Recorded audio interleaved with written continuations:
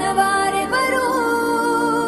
కళమారుతున్న జీవితం కలతలోకి జారెనా కలలు గన్న కనులకు నీటి చెమ్మ తగిలెనా వెలుతురైన ప్రతిదినం చూపుతోంద వేదన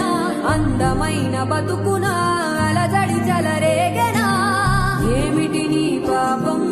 ఏమిటి నీ నేరం చీకటి ముసిరిందే చిటికల్లోనా తీరదు నీ శోకం మారదు ఈ లోకం